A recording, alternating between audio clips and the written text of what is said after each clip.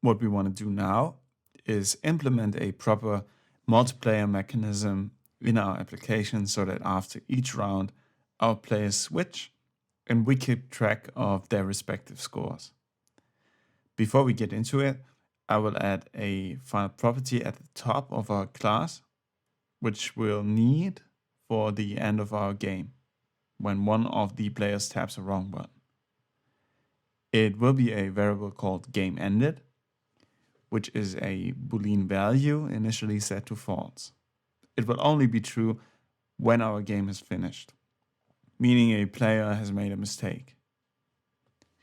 Next, we want to complete our create new game method, where we as of now only emptied our color sequence array and reset all of our buttons to start a new game.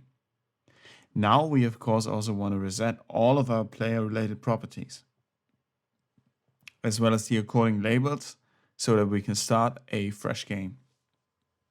We'll begin by setting the current player property back to 0, so that our player 1 can start a new round. We'll also reset our scores array to contain the values 0 and 0 for both players. We now want to edit the appearance of our player labels, so that the current player's label is displayed with full opacity, while the other player's label appears slightly grayed out. Therefore, I will set player labels at the current player.alpha and set it to 1.0. And then set player labels at index 1, which is the second player's label.alpha, to 0.75, which will give it a slight transparency. We'll also want to display our scores properly, but since we'll need this functionality later on as well, we'll encapsulate the code in its own method, which I will define right below create new game. And it will be called score labels without parameters or return values. And I will then call this method right at the bottom of our create new game method. All that I want to do in this method is display the correct values in all score labels, which I can do with for index and label in score labels dot enumerated. All this for loop does is additionally to our label also provide us its index in the array, so 0 and 1 in our case. Now you might remember that we've sorted our score labels in the beginning, meaning the labels with the tag 0 and 1. They are always in the right order and we can easily access them here. For each label, I will now set the text property by writing label.text and setting it to scores at index.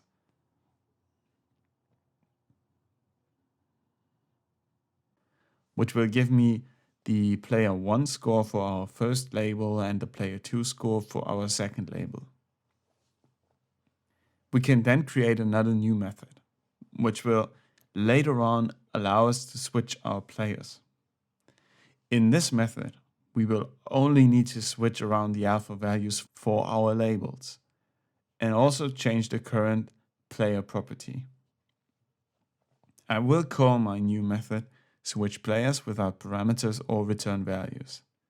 And inside, I will begin by decreasing the alpha value for the current player's label.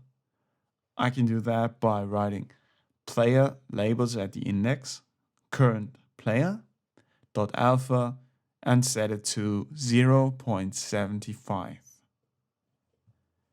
Now I want to change the current player property by writing current player and set it to 0 if it is currently 1 and to 1 if it is currently 0.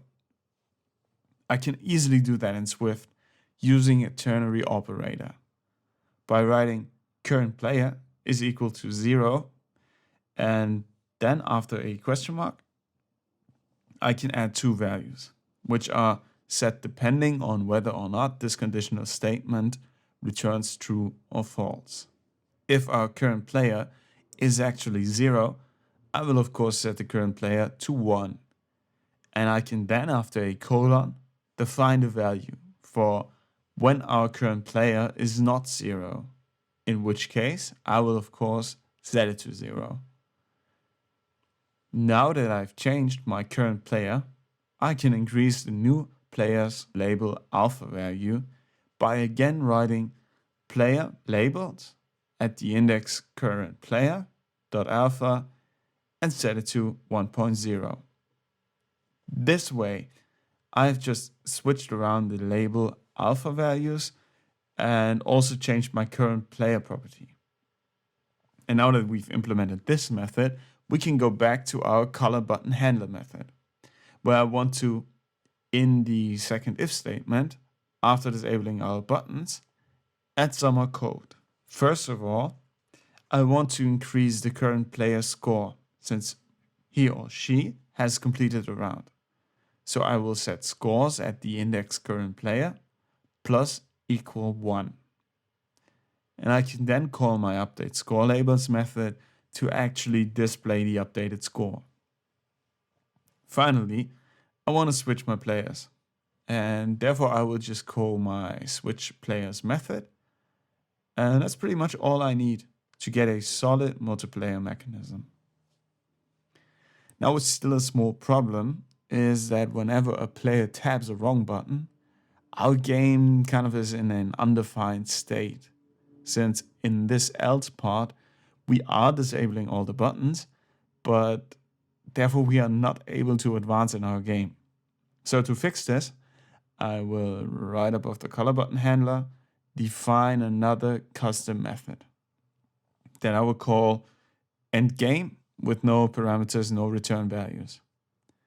I can then, in my else part here, right above the return statement, call this new endGame method, where I can then properly handle the game over state for our Simon Says game.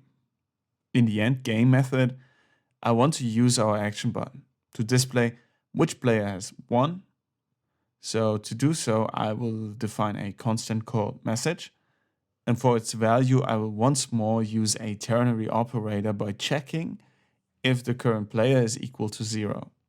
If that's the case, it's the turn of our player 1, and since we are in the endGame method, he or she has obviously made a mistake, which is why I will set my message to player 2 wins.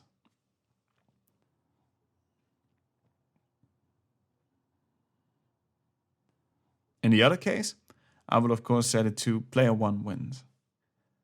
I can now use this message as the title of our button by writing action button dot set title message for the control state normal.